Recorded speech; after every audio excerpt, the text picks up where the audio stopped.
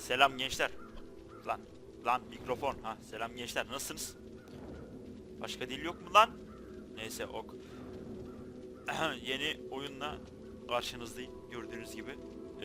Video live falan bir şeyler.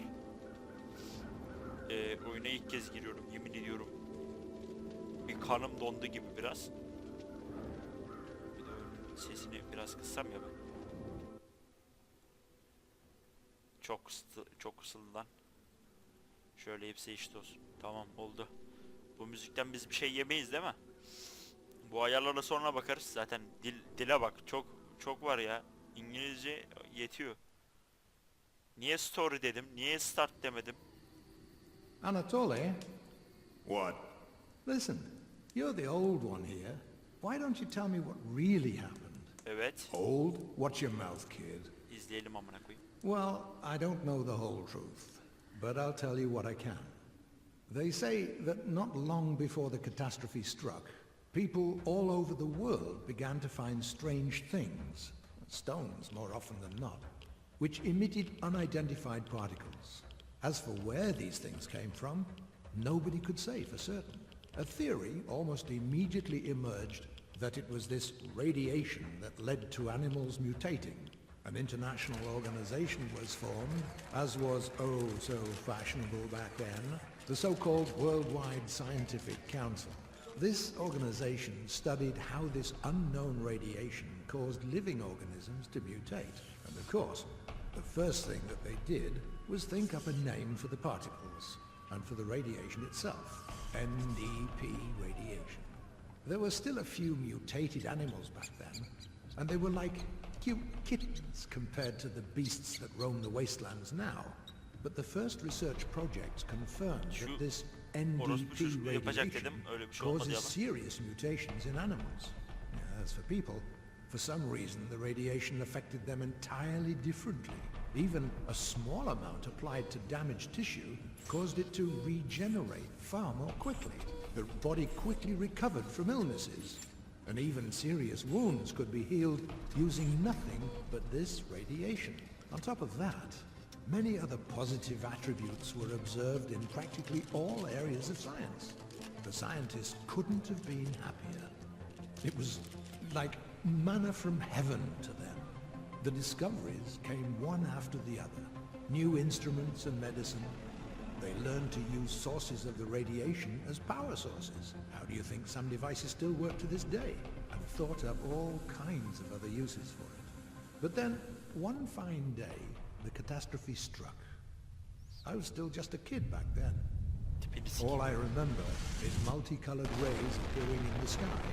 Then everything suddenly went dark. I heard heavy peals of thunder, the heaviest I'd ever heard. The wind picked up. Stones fell from the sky. It was terrifying. The cities were in the grip of panic and chaos. People trampled each other, running wherever they could, just trying to find cover. It was a horrible sight.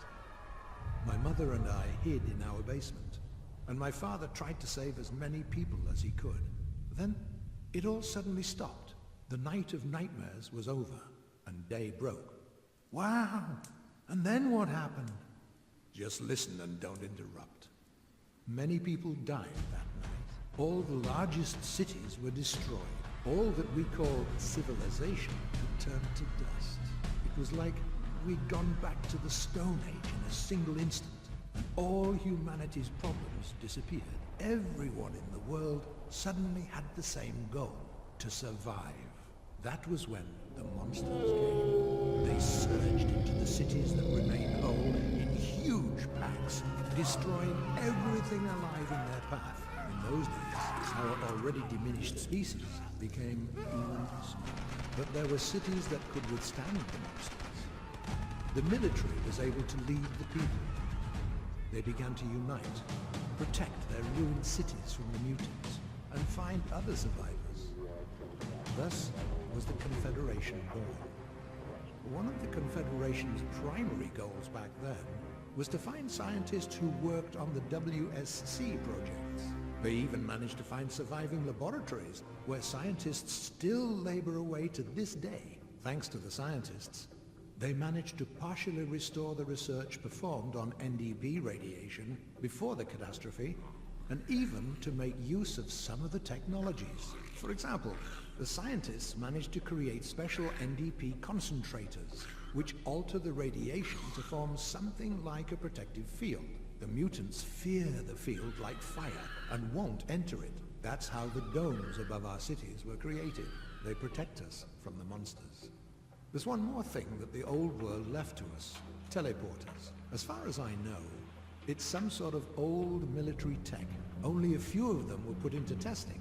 The initial plan for the teleporters was this: to provide fast troop movement, deliver ammunition, and transport to the battlefield and treat the wounded.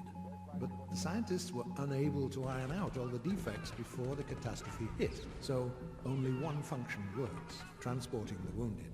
And even that doesn't work right. It doesn't pick up the wounded, just the dead. And not everywhere. Only in a zone of reliable reception, and even the transportation process itself is a big gamble. You're lucky if something is just missing from your backpack after you're teleported. You could turn up missing an arm or a leg, or even not turn up at all. Long story short, those things are dangerous. I remember once having the bad luck of finding a herd of wild boar outside the city. Not surprisingly, they trampled me in 3 seconds, and the transporter teleported me without my clothes. And I remember feeling how it put me back together, piece by piece. An unforgettable sensation, believe me. Although the daredevils in the arena use the transporters every day, and they seem fine, still alive. Quiet, do you hear that? Hear what? There's something there in the bushes. Evet. Böyleymiş.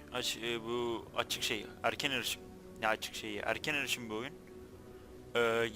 Yeni bir oyun, kendileri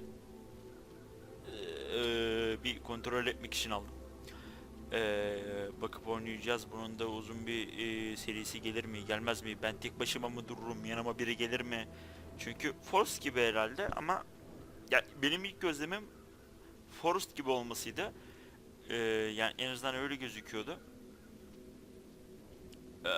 Yani bakacağız, ileriki videolarda görürüz. Yanıma biri gelir mi gelmez mi daha belli değil. Eğer kimse olmazsa zaten tek başıma oynayacağım, ki bilmiyorum ben bu oyunu tek başıma oynar mıyım? Çünkü beni gerdi. Ben mesela Forest'u da tek başıma oynayamam. Birincisi çok sıkıcı olur. Öyle oyunlar çok sıkıcı oluyor. İkincisi yani olmaz yani. Forest'ta kafam kadar canavar üstüme saldıracak da ben orada tek başıma kalacağım. Ben bende o kadar göt yok. Ben Minecraft'ta gölgesinden korkan insanımdır. Ben böyle konularda fazla zorlanamam. O yüzden umarım birisini bulurum. Şimdilik bu kadar. Böyle izledik. Hikayesini bir izledik, baktık. İleriki videolarda görüşmek üzere. Hoşça kalın.